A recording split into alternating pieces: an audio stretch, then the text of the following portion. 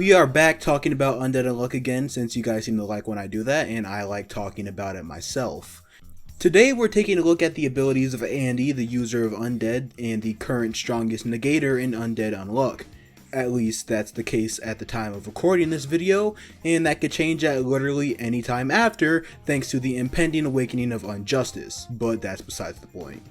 Before we get started, it'd be great if you liked the video for the algorithm and subscribe for future Undead Unluck content here on the channel. Before we get into Andy's powers, let's go over his technical skills and overall physical abilities, since those are a hell of a lot easier to explain. Being over 200 years old at the beginning of the series, Andy is incredibly intelligent, but especially so when it comes to his battle IQ. On multiple occasions, Andy is shown being able to discover and break down negator abilities mid-fight, including their typings and even their weaknesses, due to his extremely high perception and knowledge of negators.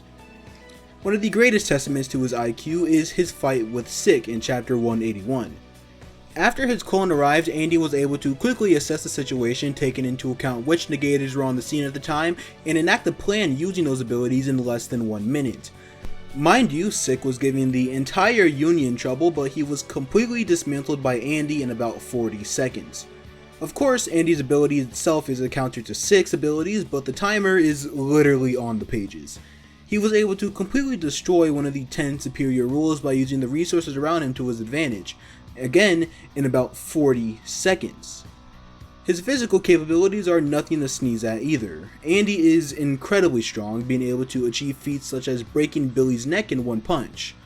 On the flip side, Victor, the other personality inside Andy, takes this to another level, as he can punch so hard that he breaks his own bones. This happens because he's able to throw away the need for self-preservation, since he'll just heal anyway. Andy's speed is actually kinda hilarious, because one of his biggest feats comes from a high five. In the spring arc, while Top was running around the entire world in an attempt to reach light speed, Andy was not only able to see Top at the apex of his speed, but also react to him and give him a high five. I'm not a traditional power scaler, but surely that means something impressive.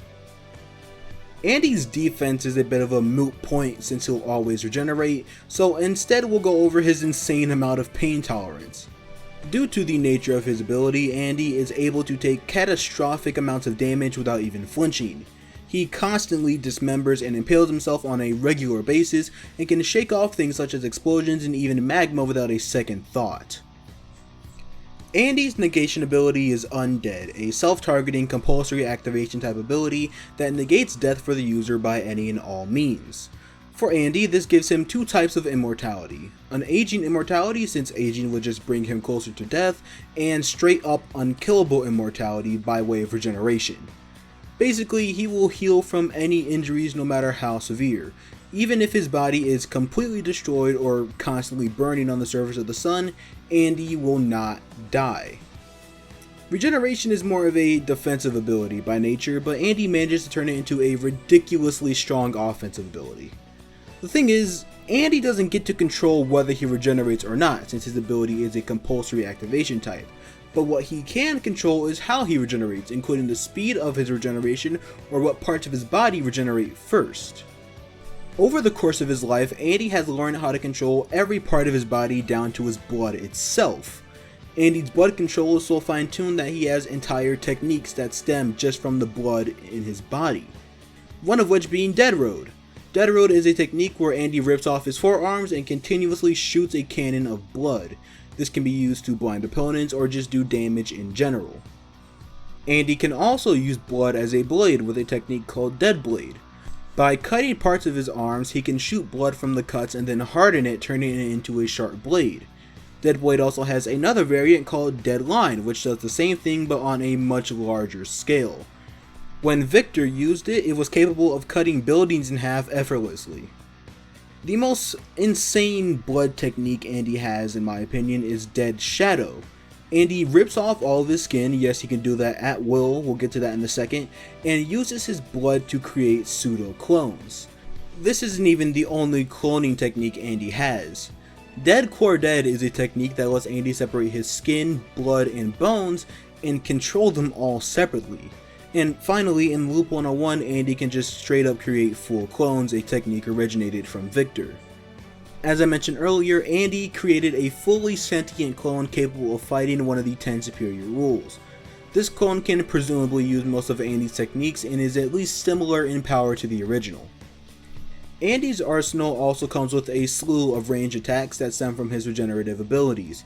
For example, by partially tearing off a piece of his body, such as his finger, and regenerating a new one in its place, the old finger will be shot like a projectile.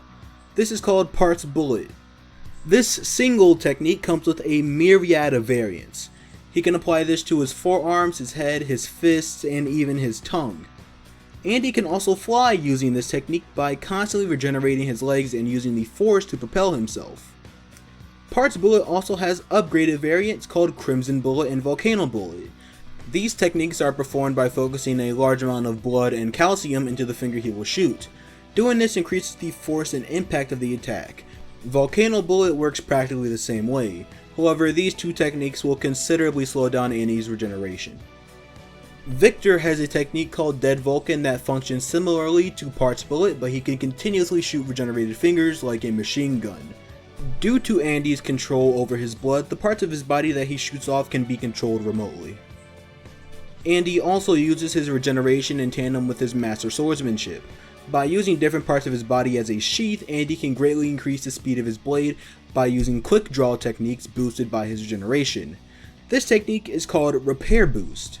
Repair Boost not only makes his sword itself incredibly dangerous, but also gives him a projectile weapon since the blood that flies off his blade can be used as a slashing attack. Repair Boost is the prerequisite to Andy's Crimson Crescent Moon techniques. The most notable version of this is the Great Deep Crimson Crescent Moon. This version of the technique is stated to be Andy's fastest in Loop 100 and is the most powerful version outside of the augmented Unchanged variant, being able to eclipse buildings in size. Andy's regeneration can be used to strengthen his hand-to-hand combat as well, most notably his 10 twist techniques.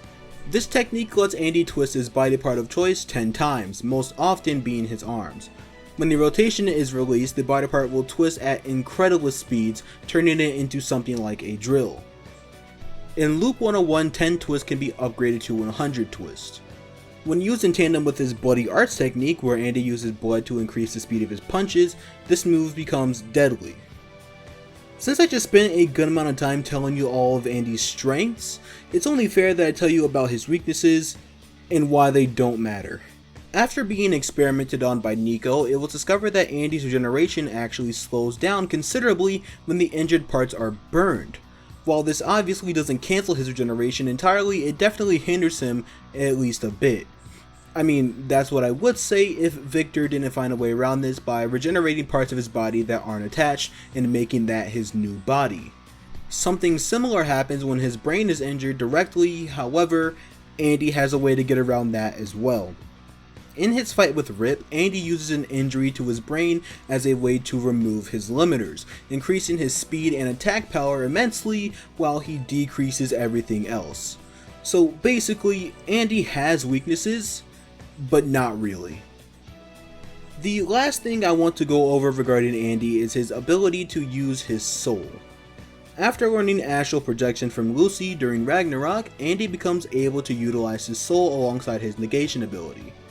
With this ability, Andy can use soul-enhanced versions of his undead techniques such as Soul Road instead of Dead Road, Soul Vulcan instead of Dead Vulcan, and Silver Waxing Moon instead of Crimson Crescent Moon. This also allows Andy to come in contact with things such as the Yuma Ghost through his soul. In Loop 101, Andy has gained such great control over his soul that he is able to single-handedly hold back all of the 10 superior rules with soul chains, minus soul of course. This is a feat only achieved by the likes of Unjustice in the previous loops. Andy is even able to utilize his soul in order to overcome other negation abilities. For example, during his fight with Nico when Andy was restrained by both Unmove and Unavoidable, Andy was able to move his body with his soul instead of his mind, thus bypassing the abilities entirely. Andy can even control his regeneration via his soul rather than his brain, which gives him yet another way to completely bypass his weaknesses entirely. Undead is one of the strongest abilities in the series, and Andy's innovativeness just makes it that much more powerful. He's a character that likes to not only learn as many things as possible, but also master them, making him a jack of all trades, master of all. His pure amount of flexibility and intelligence makes him one of the most capable and dangerous fighters in the series. That's it for this one. Lately I'm feeling so cool. Yeah. Come and get a taste of the hip soul food. Spice up the animal when you haiku. While soul goes to school, way slash kung fu.